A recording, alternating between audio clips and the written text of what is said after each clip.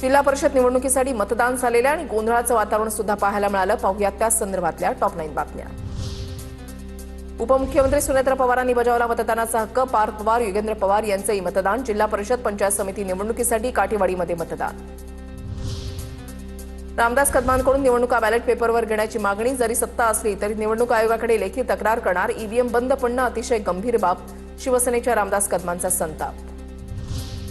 आगामी निवडणुका बॅलेट पेपरवर घ्याव्यात. अंबादास दानवेंची मागणी. रामदास कदमांच्या मागणीचा सरकारनं गांभीर्याने विचार करावा. अंबादास दानवेंची प्रतिक्रिया. अकलूजच्या मतदान केंद्रावर लहान मुलाला ईव्हीएमचं बटन दाबायला लावलं. धैर्यशील मोहिते पाटलांच्या चुलत भावाचा प्रताप. अर्जुन सिंह मोहिते पाटलांच्या कृतीवर केंद्राध्यक्षांचा आक्षेप. निवडणूक आयोगाच्या नियमांची पायमल्ली. अकलूजमधील प्रकारावर काँग्रेसच्या हर्षवर्धन सपकाळ यांची टीका. निवडणुकीमध्ये मोठ्या प्रमाणात पैशांचा वापर होतोय, सपकाळांचा आरोप.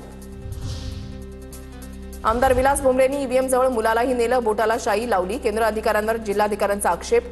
तर लहान मुलाला काय कळणार, तो फक्त सोबत आला. भुमरेंचं स्पष्टीकरण.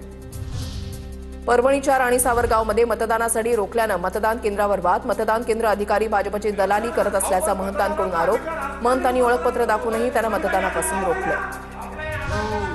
धाराशिवच्या भूम तालुक्यामध्ये मतदारांना पैसे वाटल्याचा भाजप उमेदवाराचा आरोप. पाथूरमध्ये राष्ट्रवादीच्या उमेदवारांना पैसे वाटल्याचा दावा. पैसे वाटप करणाऱ्यांना पोलिसांनी घेतलं ताब्यात. सोलापुरातील कोंढी जिल्हा परिषद गटामध्ये ठाकरे गटाच्या उमेदवाराकडून मतदान केंद्राची पूजा. सोमनाथ राऊत यांनी केली पूजा. आज मतदानाच्या दिवशी राडा आणि गालबोट लागल्याचं पाहायला मिळालं. पाहूयात त्या संदर्भातल्या टॉप 9 बातम्या. छत्रपती संभाजीनगरमध्ये बिडकीन मतदान केंद्रावर पोलीस आणि उमेदवार प्रतिनिधींमध्ये शाब्दिक चकमक. विनाकारण महिला गर्दी करत असल्यानं पोलिसांनी महिलांना बाहेर काढलं. साताऱ्याच्या वडगावमध्ये बोगस मतदानावरून भाजप एनसीपी आमने सामने. वडगाव हवेलीमधील मतदान केंद्रामध्ये काही काळ तणाव. पोलिसांनी वेळीच हस्तक्षेप केल्यानं वाद मिटला. छत्रपती संभाजीनगरच्या सिल्लोडमध्ये भाजप उमेदवाराला धक्काबुक्की केल्याचा आरोप. सिल्लोडच्या नायगाव मतदान केंद्रावर धक्काबुक्की केल्याचा आरोप. पुण्याच्या शिरूरमध्ये बोगस मतदार पकडल्याचा दावा. चाकणमधील तरुण रांजणगाव गणपती मतदान केंद्रावर भाजपच्या चिन्हावर मतदान करण्यासाठी आल्याची तरुणाची कबुली. रांजणगाव एमआयडीसी पोलिसांची कारवाई. पुण्याच्या रांजणगाव गणपती जिल्हा परिषद गटामध्ये बोगस मतदार पकडले. चाकणमधील तरुण रांजणगाव गणपती इथे मतदानाला आल्याचं समोर. या प्रकरणी रांजणगाव एमआयडीसी पोलिसांकडून कारवाई सुरू. पुण्यामधल्या खेडच्या आंबेठाण पाईट जिल्हा परिषद गटामध्ये राष्ट्रवादीच्या उमेदवार सुनीता बुट्टेंच्या पतीवर अज्ञातांकडून हल्ला.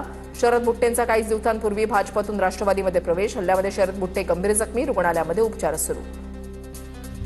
सोलापूरच्या वेळापूर पोलीस ठाण्याच्या समोर आमदार खासदारांचं आंदोलन. खासदार धैर्यशील मोहिते, आमदार उत्तम जानकर यांचं आंदोलन. पोलीस अधिकाऱ्याकडून कार्यकर्त्याला मारहाण झाल्यानं आंदोलन.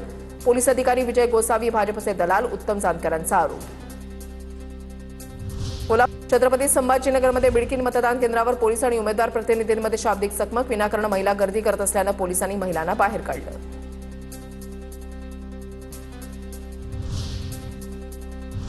आज मतदानाला उत्स्फूर्त प्रतिसाद मिळाला. पाहूयात त्या संदर्भातल्या टॉप 9 बातम्या.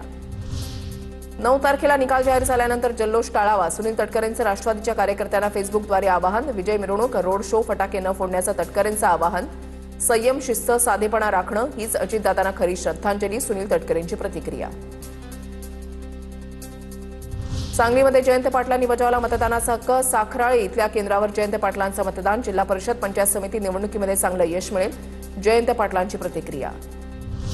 धाराशिवमध्ये भाजपचे आमदार राणा जगजितसिंह पाटलांनी बजावला मतदानाचा हक्क. राणा जगजितसिंह पाटलांनी तेरगावी कुटुंबासह केलं मतदान.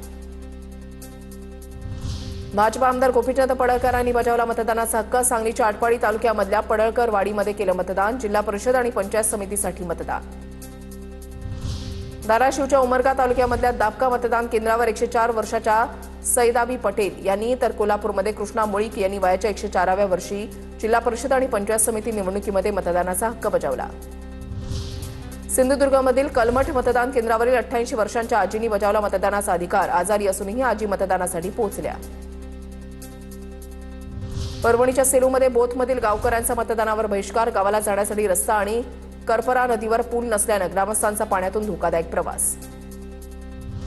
सांगली बलगडवेमध्ये ग्रामस्थांचा मतदानावर बहिष्कार. अनधिकृतपणे वृक्षतोड केल्याबद्दल नाराजी. गावकऱ्यांनी मतदानावर बहिष्कार घालून गाव बंद ठेवलं.